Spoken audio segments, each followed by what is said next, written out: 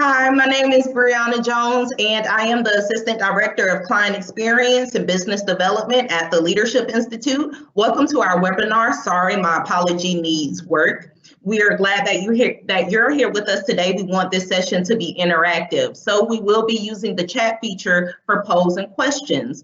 Go ahead and type in the chat and let us know if this is your first time or if you are a returning guest. We will do our best to answer all of your questions during our time together. Today's webinar will be facilitated by Cedricia Thomas. She is an instructor and facilitator at the Leadership Institute. I will jump in throughout to ask questions from the audience, but for now, I'll turn it over to Cedricia.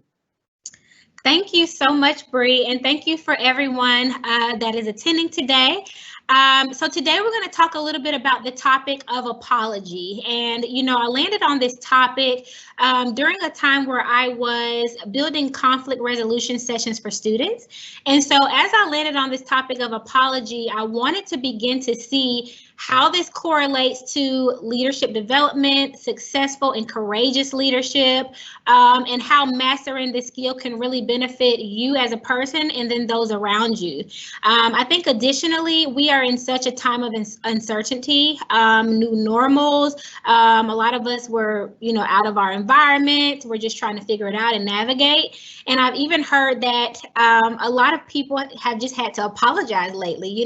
Maybe you're in the house with your spouse a lot, you're in the house with your kids a lot, your coworkers. So it's just been this high level of apology circling around. So I do believe that this session is very timely, and I hope you're able to walk away with some valuable information. So what we're going to do is discuss a little bit about the correlation between apology and successful and courageous leadership, as well as talk about the importance and some benefits of apology. And then we'll talk about how to master the skills. So I'll share some tips with you that can really help you both personally and then professionally. And definitely if you're overseeing an organization or a business in some capacity. And then we'll end with the 5 languages of apology, where you're able to walk away knowing your apology language if you don't already know your apology language at the beginning. So I want to start first with definitions of what an apology is. And so, of course, there are a variety of definitions out there, but I want to share with you 2. So the first one says that an apology is an admission or error, an admission of error or discourtesy accompanied by an expression of regret. The second definition says that an apology is a written or spoken expression of one's regret, remorse, or sorrow for having insulted, failed, injured, or wronged another. And so anytime we see that someone maybe has to offer this expression of regret or admit an error of some sort, it takes a lot of courage to do that. And so I want to talk about why it has been deemed such a courageous act. And one of those things is because there are so many emotional obstacles, and not only emotional obstacles, but just obstacles overall that can really get into the way of the wrongdoing, then the person giving the apology. In between those 2 things, there's so many obstacles, in the way. And some of that is shame, some of that is blame, some of that is, all of these thoughts of self-justification and justifying and trying to make right, maybe what was a wrongdoing to the other person. And so, as we're trying to gear up, get the courage and get to this status of, really apologizing to the person, there's so much that gets in the way. And I think that, people who are in leadership positions, a lot of times they feel like it's going to look weak if I offer an apology, or, people are going to know that, I made a mistake or that I did something wrong, by offering that apology. But I would, say that it's the opposite. People will really respect you more, and your followers will value you a lot more when you find yourself maybe having to offer that apology. I think some people are afraid of, being looked at differently afterwards. Oh my gosh, is this person gonna look at me weird afterwards? Are they gonna always have this in the back of their heads as we move on in working together, or as we move on in a relationship together? And then lastly, a lot of the responses that I got, I asked a few questions on my personal social media. In addition to, people really thinking different about you, it was also this idea of humbling yourself, right? Sometimes pride can get in the way. So, you know, humbling yourself and really moving maybe your pride out of the way and even some personal insecurities out of the way that can really become that obstacle of you really offering that apology.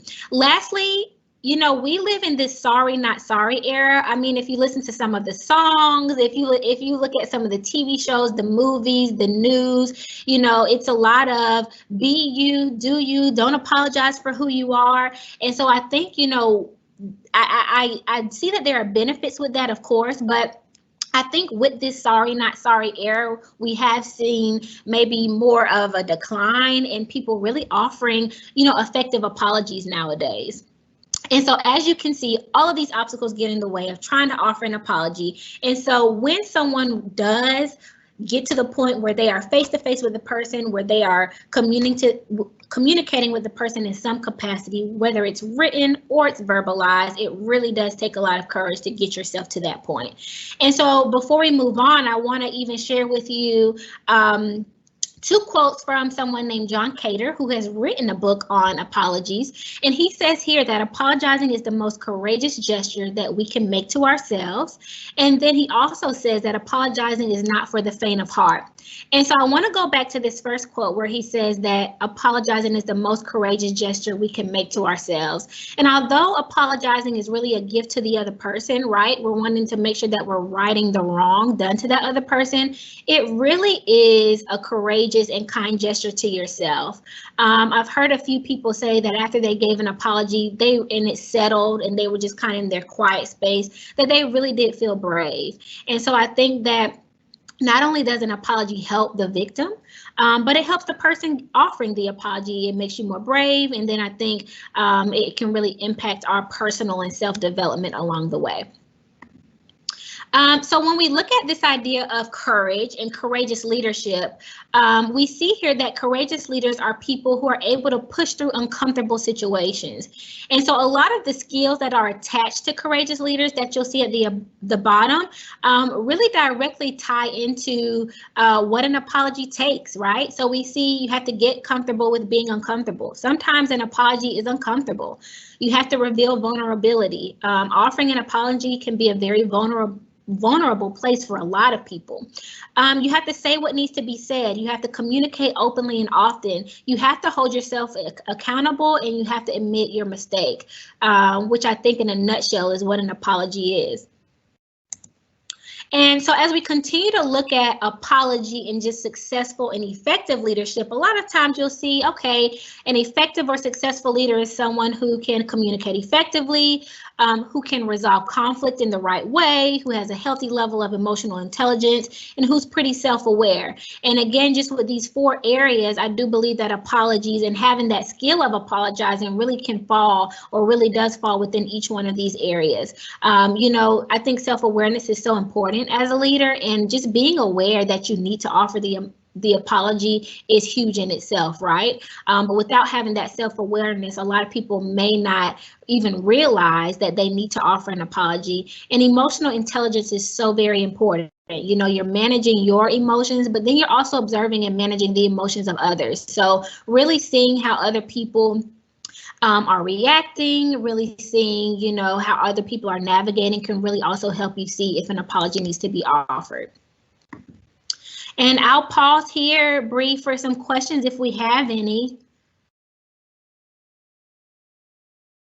Yes, Tracy, we have a couple of questions. And just before I head into the questions, I do want to let you know that I really think what you said about, you know, apologies, you know, being a humbling experience and the leader being vulnerable, all of those things, you know, can make it, you know, it is why an apology is important. And I think that you have to look at the apology as a gift to someone else. It's no longer about yourself. So I definitely agree with that statement.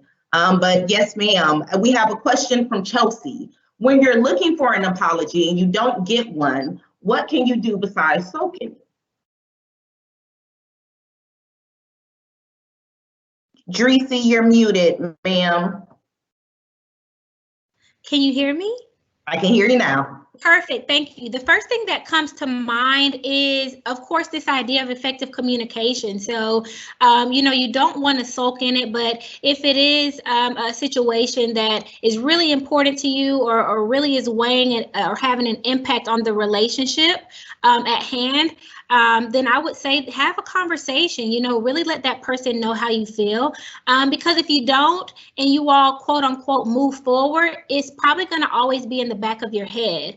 And then I would also say to put yourself in the other person's shoes. Although you may feel like the victim or you may feel like you've been wronged, a lot of times, like we said, it takes a lot for a person to really get to the point where they're offering that apology. And so maybe they are having a lot of shame and blame and just guilt and just a lot of self-justification that's maybe getting in between the way, in between this idea of them trying to offer the apology to you. And so I'll say be patient, don't sulk in it, but then also communicate if the apology never happens.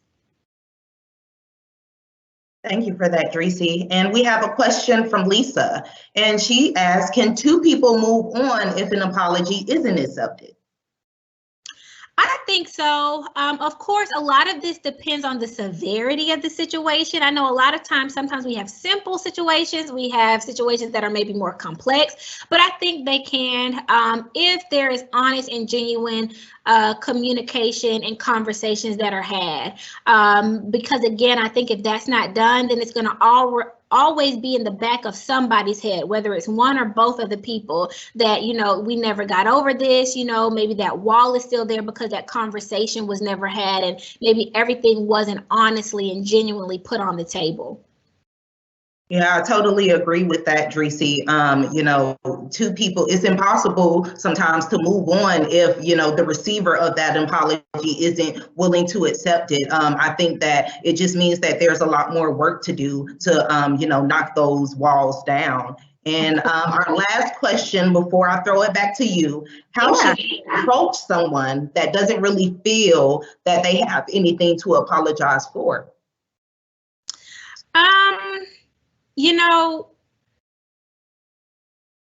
A lot of time, again, this is just this idea of effective communication. And we all have different experiences, right? Different life experiences. A lot of times we are brought up different ways. We navigate through life very differently. And so I think, of course, from there comes various opinions.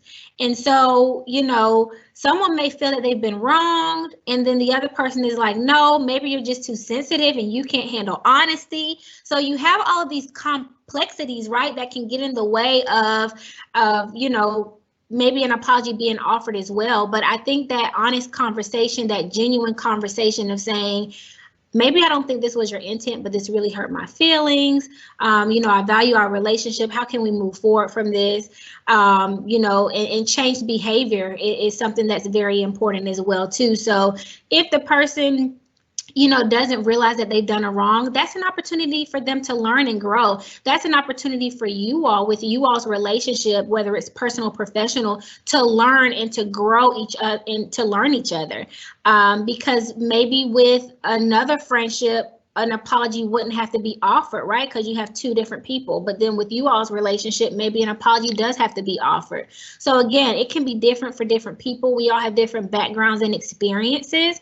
And I think, genuine and honest conversation will really help not only you, but the other person, because you're learning the other person. You're learning, okay, well, Bree doesn't like this, so I don't need to do this again, right? Maybe I can do this with another friend, but if I do this to Bree, it may hurt her feelings or she may not like this, so I don't need to do that anymore. So just that idea of effective, honest, and genuine communication and how that can really, help relationships moving forward, knowing what you should do and what you shouldn't do, I think is important.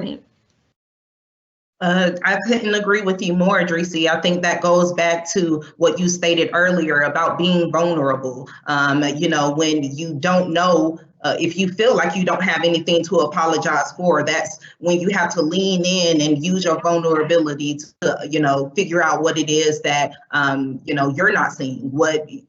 Try to, get into the inside of the person who you have to apologize to.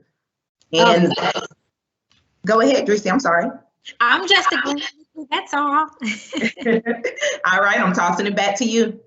Thank you so much. So as we pull forward in the session, the next thing I want to discuss with you is the importance and some of the benefits of an apology. So I'm going to share with you just a few quotes by Marshall Goldsmith, who is a world-renowned leadership developer. He's coached many CEOs and executives, and he's an author. He actually wrote a book entitled What Got You Here Won't Get You There, and he talks about 20 habits that should be removed out of the workplace. And one of those habits is not apologizing. So here he says, I regard apologizing as the most magical, healing, restorative gesture human beings can make. It is the centerpiece of my work with executives who want to get better. Because without the apology, there is no recognition that mistakes have been made. There is no announcement to the world of the intention to change. And most important, there is no emotional contract between you and the people you care about. Next, he says that a person's refusal to express regret and to apologize is one of the top 20 transactional flaws in business. And then he goes on to state that refusing to apologize causes as much ill will in the workplace and at home as any other interpersonal flaw. And so I just want to share an example here that kind of talks about the medical field. In a lot of studies, they saw that, there was just this fault or this flaw or maybe a mistake that was done by a doctor, and the doctor was in a legal case, they would tell them, do not apologize. Maybe this could make it worse. But over the years, over the last few decades, they've been able to see that when a doctor actually does apologize, that the litigation is reduced. And so, I think that just shows and shows correlation and agreement with this last quote that really says refusing to apologize causes as much ill will in the workplace. Because a lot of times when those doctors were not apologizing, it was making everything worse, from the legal case to litigations. But when the doctor did apologize or admit a mistake, then those litigations were reduced. And so next we'll talk a little bit about the benefits of an apology. So here it says that an apology has more power than most of us realize. It can restore strained relationships. It can free us from vengeful impulses. It can create possibilities for growth. It mends relationships. It reestablishes trust. It enhances reputation and provides an opportunity for growth. And it demonstrates accountability, integrity, courage, and empathy, which are cherished traits in the workplace. And I think that when we're thinking about organizations and companies and businesses, a lot of times with your customers, it allows your customers to trust you a little bit more. They're able to put their confidence back into you. And like I said before, with leaders, when you're offering an apology, not offering the apology, whether you're an organization or a leader, kind of undermines all of this stuff. But when you do offer that apology, you become a more liked leader, more respected leader, and a more valuable leader as well. So I'm going to share with you a few ways to master the skills. I'm going to share with you a few tips, and then we're going to go into, lastly, the 5 languages of apology. So here are just a few steps and components. So here we have acknowledge the offense, provide an explanation, express remorse, and make amends. And then for the 6 components to an effective apology, it's a little similar to the steps above, but a little different, where they're saying express regret, have an explanation, acknowledge the responsibility, promise not to repeat the offense, again, offer to repair, and then request for forgiveness. When we're looking at apologies, a lot of people have deemed this acknowledgement of responsibility, acknowledgement of offense, this acknowledgement and awareness of why you are wrong to be the most important. And of course, every apology won't look the same, but studies have shown that this acknowledgement of responsibility and acknowledgement of the offense, it has been one of the most important parts of an apology to the victim. So next, on how to master the skill, what you say first and last matters. So if you find yourself having to offer an apology, remember that the first thing you say can cognitively direct the victim in a certain direction.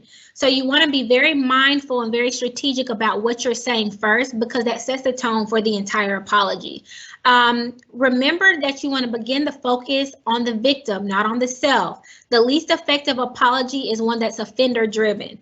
So one that begins with the person just trying to explain themselves, trying to explain their motive. You don't want to do that. You want to focus on the victim first. Remember, the purpose of an apology overall, right, is to right the wrong.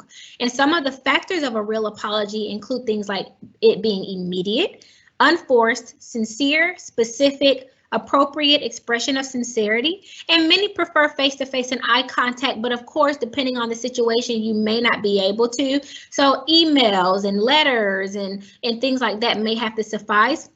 Of course, I would say don't allow or don't let text messages be your first choice. Sometimes that is, what you may have to end up doing depending on the situation. You may have to use text messages, but of course, don't let that be your first platform that you use. Next, on how to master the skill. So this one talks a little bit about apology imposters, or what a lot of people call false apologies. And Benjamin Franklin once said, never ruin an apology with an excuse. So I'm going to talk a little bit about some of these false apologies. The first thing I want to say is do not use ifs or buts in an apology. And recently I heard someone say, get your butt out of the apology. So hopefully that is a helpful reminder for you to get your butt out of the apology. Do not use any ifs or buts when you find yourself offering an apology. So the first false apology or apology imposter is called the Boomerang Apology. So this apology is characterized by twisting words so that the apologizer ends up blaming the apologizee. So it sounds a lot like, I am sorry you feel that way. So overall, this just defeats the purpose of giving the apology in the first place. And so the next one we have is the apology excuse. So here, the apologizer states a reason to justify the situation. So I am sorry, but. So there you see that but there. So it just kind of tries to justify the situation and provide some sort of reason or some sort of justification as to why the action was done. Next, we have the confusion excuse. So this one here is when the apologizer attempts to make the apologizee second guess themselves and the situation. So it sounds a lot like, I'm sorry, you must have misheard me. And a lot of times when you're getting overloaded with a lot of information, it is very easy to second guess yourself when you're in that situation. The last one is the not it excuse, where the apologizer blames something or someone else for the situation. And so this sounds like, well, it's not my fault. And so studies have shown that a lot of, or this kind of apology comes from people who were maybe supposed to offer some kind of consumer goods or services. So again, just remember some of these apology imposters or false apologies. And remember, if you find yourself having to offer the apology, to get your butt out of the apology. These next two slides are going to talk a little bit more about how to master the skill in businesses. I'm pretty sure that you can use this in personal life as well. And so I want to start with just two types of an apology, which is the status and commitment apology. So with the status apology in businesses, here you are admitting incompetence and in a way begging for forgiveness. So a lot of times this is an extreme version where it says what I did was idiotic. I don't recommend anyone using that term. Again, I said that was a very extreme version of that type of apology. The next one is commitment apology, which is a commitment to do better in the future. So I apologize for what I've done. I am committed to do better in the future. Please hold me to a higher standard moving forward. Next, just some tips for businesses and companies. Apologies are not a panacea, so it's not this end-all, be-all, fix everything, right? Apologies are not that. And sometimes should often be accompanied with a promotion of some sort. So if a customer didn't get the service, maybe giving them a discount or refunding them or giving them a coupon or some form of promotion. Has been oftentimes said to work for a lot of companies and corporations. And next, we don't want to overuse apologies, right? We want the weight of the apology to always be kept. We want apologies to be sincere and really have a strong effect. But if we're overusing those apologies, it can really backfire and lose its effectiveness. Next, we want to find out how people feel, right? We don't just want to offer an apology or start speaking quickly. We want to find out, how are these customers feeling, right? What are their emotions? Has their experience been? Next, you want to act fast. So speed signals sincerity, right? And it takes away and dispels this thought that, you're not in the wrong, or that you haven't taken any responsibility maybe for what was done. Next, you want to apologize with sincerity, and you want to be specific and say how you're going to fix it. And lastly, watch your tone and use a platform that makes sense. Of course, depending on the situation, this platform can be very different. But whether you're speaking or whether you're writing, both of those have a tone, and you want to be very mindful of what that is.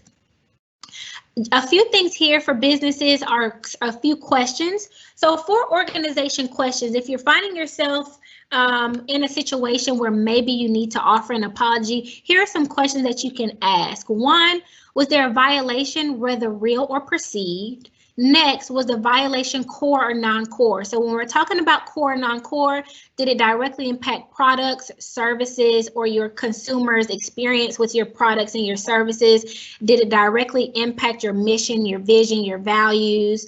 How will the public react? So is this something that needs to be offered to the public, or is this something more intimate that can be handled maybe one-on-one or in a small group? And is the company willing to commit to change? When you're talking to your customers and your consumers, you do want to make sure that you show them a commitment to change, but you want to be strategic on what that is, right? You don't want to overcommit and you don't want to undercommit as you move forward. Next, an apology formula that just uses like who, what, when, where, and how. So who offers the apology? So depending on the severity, is it the CEO or is it just a regional manager? So what words and actions should you take when you're forming this apology? And then when should the apology take place? Again, remember, you want to act fast. You want your apology to be immediate, not without any thought though. You want to put thought into it, but remember that speed signals sincerity. Where will the apology take place? So thinking about those platforms, will it be verbally? Will it be written? And then lastly, how will the apology be delivered? And then Bree, I can pause here before we move on if we have any questions. Yes, Tracy, I think this is a great place to pause. We do have questions. I do want to speak about the analogy you made. Apologizing, it is like an emotional contract. And I think that lays the foundation for how formal an apology should be. An emotional contract, it shouldn't be made through a text message. And with you having this emotional contract, you're admitting you're wrong and you're laying the foundation for what you're committing to doing moving forward to, help the relationship grow. So we have a question from an anonymous person. Just like don't cry wolf, if you apologize too much, no one will believe you when you are being genuine. And that was a comment. Right. Exactly. And then we have one question from an anonymous person. Can offering an apology the wrong way do more damage? And I think that you answered that in your last few slides, but if you want to elaborate on that more. For sure. I think, doing an apology completely wrong or offering an apology in the wrong way can do way more harm than it can good. And I'll give you just an example that I recently heard where someone offered a person an apology. And a lot of times when someone apologizes, we may find ourselves saying, oh, no worries, it's okay. And so as I've been, looking into apologies and observing apologies more, it's not good to do that, especially if a wrong was done. It's good to say, thank you, I appreciate your apology, instead of saying, oh, no, don't worry about it. So say, thank you, I appreciate your apology. And that's what this person did. Someone was offering them an apology. Their response was, thank you, I appreciate it. Then the person goes back to say, yeah, there were other people, talking about this situation. And, it's like they added on. If they would have just stopped right there, it would have helped. But they kind of started to talk and bring the situation back up. And so then the victim asked, well, who else was talking about it? Who else was talking about this situation? So it kind of just dispelled the apology as a whole, where if the apologizer would have just stopped after the person said, thank you, I appreciate it, the apology would have been solid.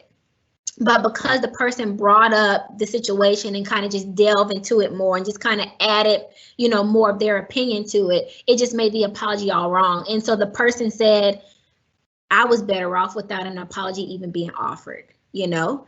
And so that can destroy relationships, right?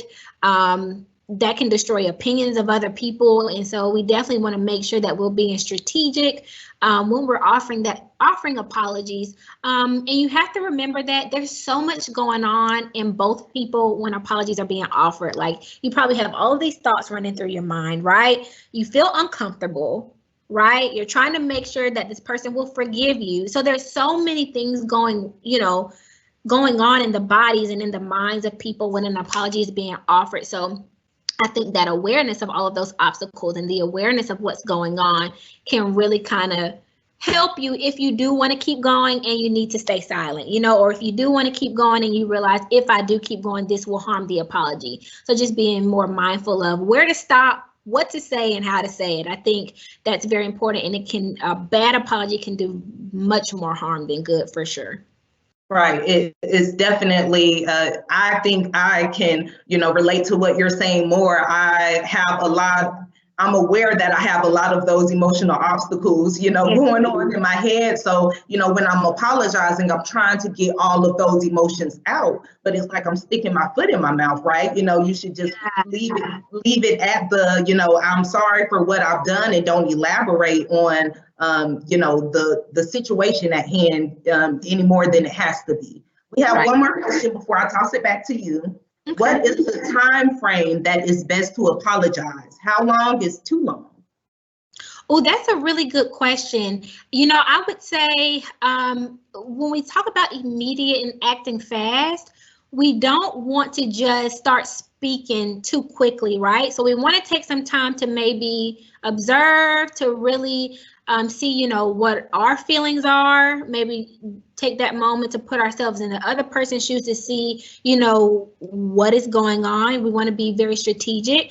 But I would say, if it gets to the point where both parties are forgetting the situation, and both parties are just kind of moving on with their lives, not to say that they weren't hurt, not to say that it's not still in the back of their head, but when it gets to that point where offering an apology would do more harm than good, even if it is a very good apology being offered, then that's when it's too long. So of course, when it varies for different situations. So, okay, if there's an alt that I have with my best friend, I'm not going to wait a month to offer the apology. I'm probably not going to wait 2 weeks to offer the apology. I would say a week, and that's just me personally with a best friend, because I know I'm a thinker and I'm an analyzer, and there's a lot that's going to go through my head. So, I would probably say a week at the most. But if we're looking at businesses and if we're looking at companies and corporations, there's so much more that goes into that, especially if it's a legal case, if there are litigations and stuff involved.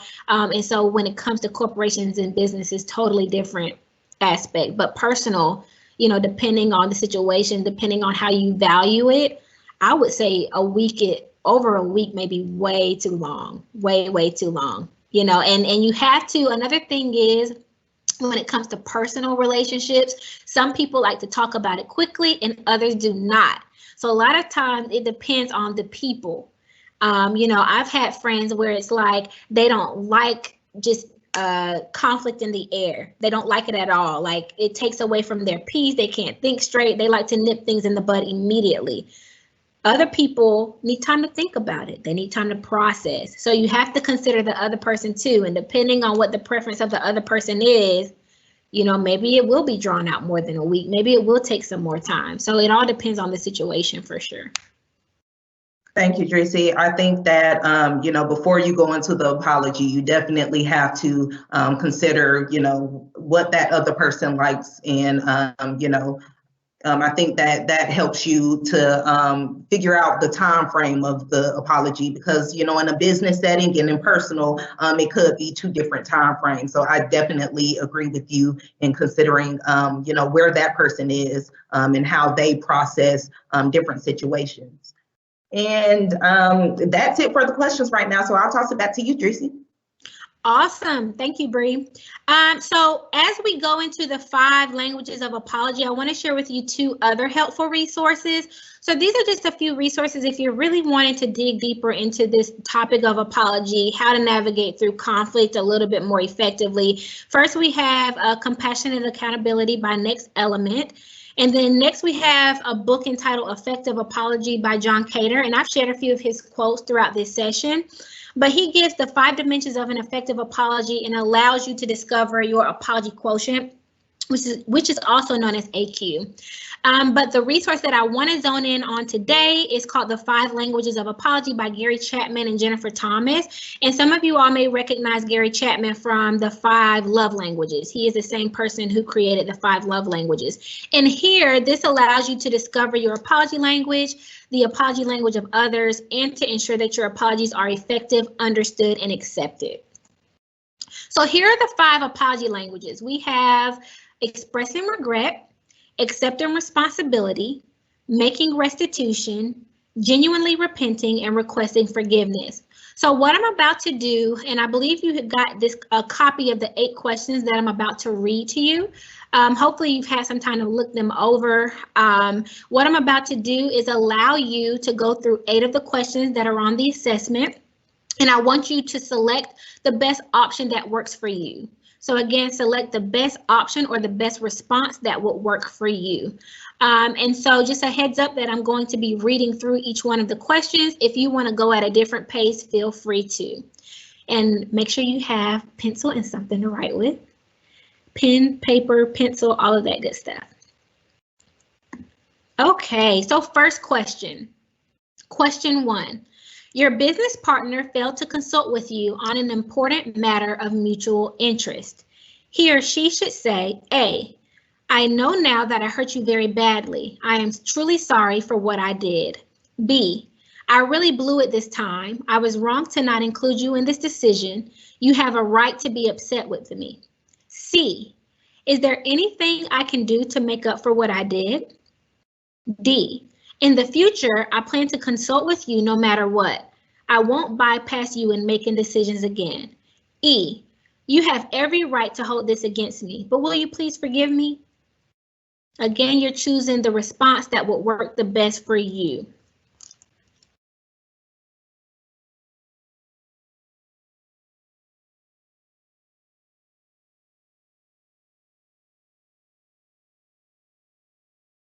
Question 2. Your father gave you the silent treatment as a way of making you feel guilty about something on which the 2 of you disagreed. He should say, A, you're an adult and I feel really bad about controlling your decision. I don't want to risk damaging our relationship. B, there is no denying that I'm guilty. I should have handled the situation with more fairness and honesty. C, I would like to make this up to you somehow and I want to keep talking with you. May I take you out to dinner? D, in the future, I'm going to be more honest about how I feel without trying to make you feel guilty for not agreeing with me. And E, it's your choice, but I really do hope you will forgive me.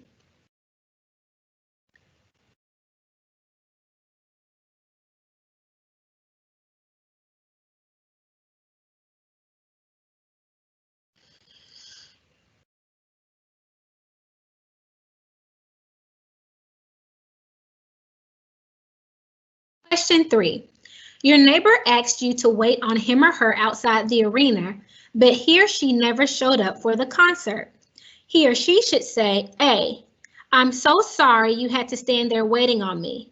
You are important to me and I should have honored you in your time by being there when I said I would be. B, you stood there waiting on me thinking I would show up at any moment and I let you down. If I had only managed my time differently, I would have been there. That is totally my fault. C, let's go to another concert and this time I'm paying for your ticket as a way of apologizing for standing you up last time. D, in the future, I will manage my time and prioritize my schedule so that I tend to our friendship like I should. And E, our friendship really is important and I hope you won't give up on me. Will you forgive me for standing you up?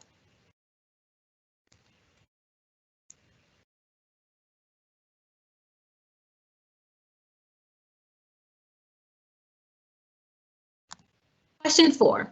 A friend's child broke one of your prized possessions while visiting in your home. Your friend should say, A, I know this was one of your prized possessions and I feel terrible about what has happened. B, I should have been watching my child more closely. It was my fault for not paying more attention to what was going on. If I had just done a couple of things differently, this would not have happened. C, may I pay you for this special item or can I purchase it somewhere for you? Is there some way I can replace this? D, I promise that I will be more protective of your possessions in the future and will not allow my child to play in off-limits areas when we're in your home. And E, you have a right to be upset, but I hope that you can forgive me and remain my friend despite your disappointment.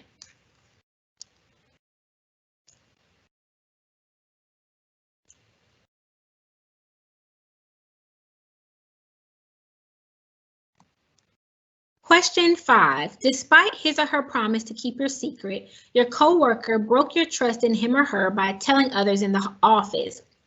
He or she should say, A, if only I had thought about how much damage I was doing by telling your secret. I feel so bad for not having taken my promise more seriously. B, I told you I would keep your secret and I broke my promise and damaged your trust in me. I made a terrible mistake.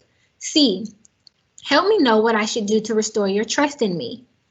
D, it may take you some time to rebuild your trust in me, but I'll be working hard from now on to prove that I am trustworthy. And E, you don't have to answer immediately, but will you consider forgiving me for making this mistake?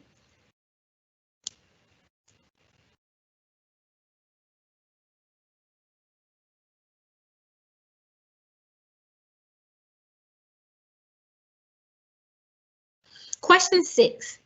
Despite your having several positive accomplishments, your supervisor only criticized your performance. He or she should say, A, I am so sorry that I focused on the minor flaws of your performance. I regret that I didn't encourage you more. B, I neglected to compliment you on the many strengths of your performance, and you may have felt that all your practice was for nothing. As your supervisor, I should be more forthcoming with praise for all the good work that you do. C, how can I earn your forgiveness? Shall I write down the strengths of your performance? D, you deserve recognition for your hard work. I will try to be more balanced next time. E, I hope this won't damage our relationship. Will you accept my apology?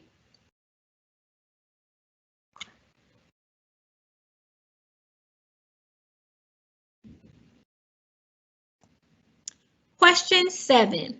You were in a crisis and needed help, but your friend ignored your need. He or she should say, A, I should have been there for you. I'm so sorry I let you down.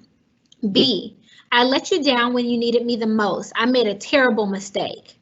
C, saying I'm sorry doesn't feel like it's enough. What more can I say or do to mend our friendship? D, I realize now that I could have been more help to you, and I promise that I'll do everything that I can to help you if ever you are in trouble again. E, I am sincerely sorry and ask you to forgive me.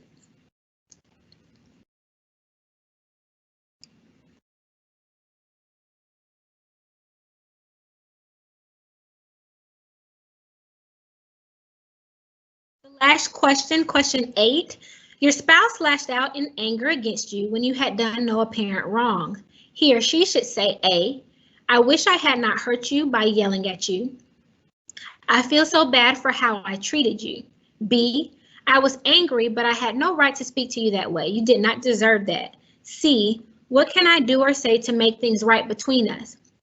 D, I'm afraid that I'll do this again. I don't want to. Help me think of ways to avoid blowing up like this in the future. And E, I'm truly sorry for yelling at you. I hope that you can find it in your heart to forgive me.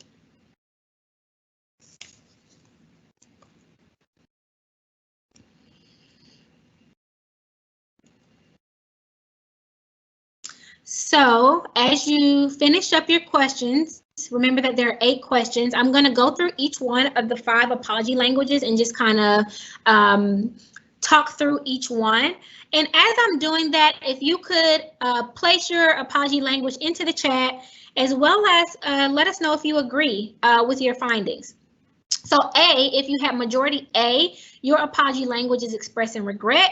If you had a majority B, accepting responsibility. Majority C responses, your apology language is making restitution. Majority D, genuinely repenting. And majority E, requesting forgiveness. So the first one, expressing regret. So this looks a lot like the simple words, I apologize. And so a simple sorry is all they look for. There is no need for explanation or payback, provided the apology has truly come from the heart. The next one is accepting responsibility, and these words look like I was wrong. All they want to hear are the words I am wrong. So if an apology does not admit fault, it is not worth hearing. The next one, making restitution, this looks like, what can I do to make it right? So they believe that in order to be sincere, the person apologizing should justify their actions. Strong efforts for amends and a desire to right wrongdoings committed must be shown. The next one, genuinely repenting. So this looks like, I'll try not to do that again. And repentance is the convincing factor in this apology. You doubt the sincerity of an apology if it is not accompanied by a desire to modify the behavior to avoid the situation in the future. And then lastly, we have requesting forgiveness. So this looks like, will you please forgive me?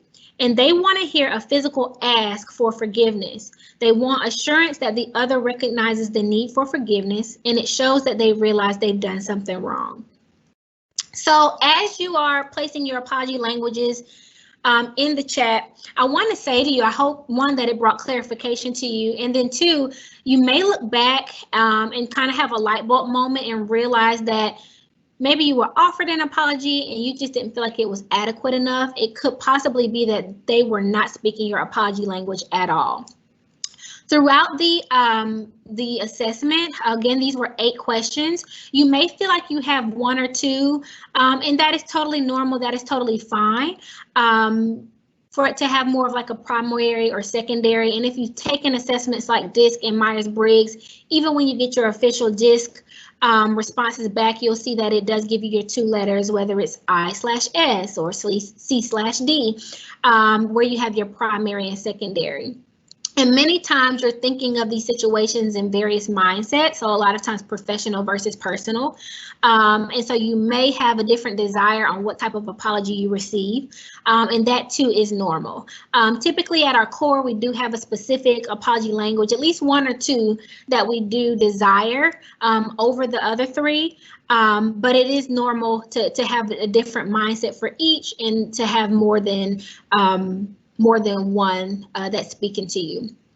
And I can even give you an example with Myers-Briggs. You know, if we're looking at this idea of Myers-Briggs, or if we're looking at DISC and things like that, of course, like for me, I am a hardcore J overall, but my J comes out way more you know, in my work life, in my professional life, than it would in my personal life, or if I'm on vacation, then I will have, you know, some P qualities. And when I say P qualities, I mean I can be spontaneous and laid back and don't have to have a schedule. Whereas J qualities are organized and structured and like to have a schedule. So, you know, having that personal versus professional preference and the 1 or 2 is totally normal. Any responses in the group, Bree? Yes, definitely. We have a lot of mixtures, you know, people kind of 2 things, a combination. And Amanda said something that, you know, really resonated with me. At work, I approach things differently than I would at home. And I think that that's the same for myself. I mean, you know, personally, if my significant other does something, you know, I want to take him for all he has. Give me all the gifts, give me all the praises, versus, you know, if something happens, you know, at work, I am just a simple acknowledgement, and accepting responsibility is all that I want. So is that normal to have a different preference in your personal and professional life?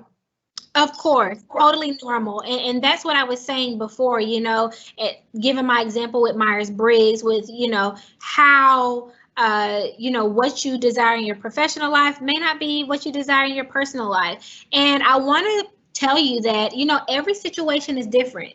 So not only just with our personal and professional lives, but, you know, we have these 5 apology languages, and there may be certain situations where, let's say your primary apology language is accepting responsibility. There may be some kind of situation, maybe in your past or in your future, where you want requesting forgiveness. And so just because you have maybe primary or secondary apology languages doesn't mean that you never, ever are going to desire the other 3. And so it is normal to have mixtures, but as you observe, and I would encourage you to observe as you move forward, see maybe what your core apology language is, maybe what your one or two is as you move forward, but totally normal for sure. And another thing that I would say too, as you are gathering and becoming more aware of what your apology language is, I would say if you find yourself having to offer an apology, make sure that you're not doing it in your apology language. If your apology language is expressing regret, you could be apologizing to someone whose apology language is genuinely repenting. And so we always want to make sure that we're serving everyone and that we're just not thinking of us, me, that we're making sure that just because my apology language is expressing regret doesn't mean that Bree's apology language is also going to be expressing regret. And maybe I should ask that person, or maybe we should do this as an office, or maybe we should do this assessment as a family to really figure out how we can serve one another in the best way. Right. I love that idea of, you should have some type of idea or awareness of what all the apology languages are, because you are naturally going to revert to how you, like to be apologized to. So I think that knowing your teammates, knowing, your spouses, your children, and how they, receive apologies, that's important. We have a question from Courtney, and I think this is a really good question because, sometimes this could be the first time anyone has taken this apology assessment, and, they need to go to somebody after they have apologized and expressed, hey, this is my apology language, and, so that they can improve the relationship. But Courtney asks, how can you express your preferred apology language to others after they have apologized? When someone's offering an apology, I think that is an open door just to have a conversation, right? Maybe it's not just an apology. Maybe it turns into this overall conversation about the relationship or about the situation. And, based on what you hear, you can decide, did that feel genuine? I feel like something's missing, something's not right here. And it goes back into what I was saying at the beginning about learning the other person, right? And so if someone's offering me an apology and I say, thank you, I really do appreciate this, but something just doesn't feel 100% about the apology. And I think that's probably because I'm aware of my apology language. Do you mind if I, discuss this with you a little bit more? Or, hey, would you take this with me so that we can move forward in a more effective way in our relationship? I'd like to share with you, what my apology language is and what that means, for someone when they're offering an apology to me and what that means in terms of what I desire. And I'd like to know what yours is so that I can do the same for you, should we find ourselves in this situation in the future. So I would say, really taking that moment when an apology is being made and extending that conversation in that moment. Based on what you hear, you may hear like, oh my goodness, that was an awesome apology. In your brain, you may feel that way, and then maybe you'll feel like, something's missing. And then that's your open door to say, and extend that conversation and let them know honestly. And it's, again, an opportunity to learn. Maybe they didn't know about the 5 apology languages, and now they do. And then that's not only helping them, but then they can spread the word. And then maybe it helps their job, and then maybe it helps their family. So I think we look at sharing our apology language or our preferences as this kind of, I'm shoving it in your face, you need to treat me this kind of way thing. But again, it's not the what, it's the how. So how are you presenting this information? It's not wrong to present your preference to someone, but make sure that you're doing it in an appropriate way and in an honest way. And there's nothing wrong with that. Right, Dreesy, like you said, it's all about the approach. And, you have to think about what you say first, because that sets the tone. That, what you say first before you discuss your preferred apology language with someone, that is, going to set the tone to them being open and receptive of what you're saying. We have one more question from Janicia. Do apology languages hold the same power for more serious offenses? Of course, because if we go back here, we'll be able to see that the what apology languages helps you with is to make sure that apologies are effective, understood, and accepted. So I would even say the more serious the offense or the more serious the situation, the more you do want to use some of these helpful resources that can make your apology more effective and more understood and more accepted. That's the goal, right? At the end, we want to make sure that it's effective. And so, yes, I don't think that it hinders it in any way. I think that in those moments, you want to use those resources even more. Agreed. Dreesy, I am tossing it back to you, ma'am, if there is anything that you would like to wrap up with. Thank you so much. What I will say, again, these were 8 questions. When we are looking at the 5 languages of apology, there are 20 questions total. So if you do want access to the assessment as a whole, please drop your email addresses in our chat box and we'll be sure to share that with you. And I hope you were able to take away some really valuable information. I will say, as we talk about maybe offering an apology and receiving an apology, if you find yourself having to offer an apology, remember that the person's response is not your end all be all. Remember that the other person's response is not your make or break. If you know in your heart of hearts that you've offered the apology in the most sincere way, in the most honest and genuine way, then that's all that you can do. If that person doesn't want to accept it, that, you can try your best to figure out what can I do to make it right. But if, the relationship is severed or they're not accepting it, don't beat yourself up, because again, apologizing is not only a gift to the other person, but I do consider it a gift to yourself in your personal and your self-development as well.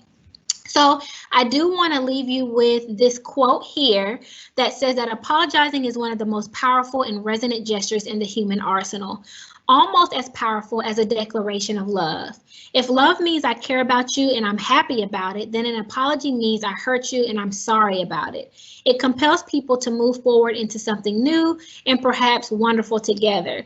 So I do hope that some of this information that you received allows you to move forward into just new ways to navigate when maybe you find yourself in conflict or you find yourself having to offer an apology or be on the receiving end of an apology.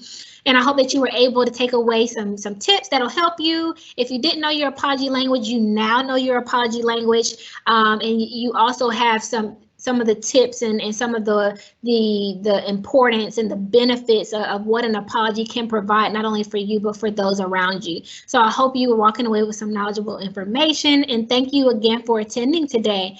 Bree, I'll turn it over to you.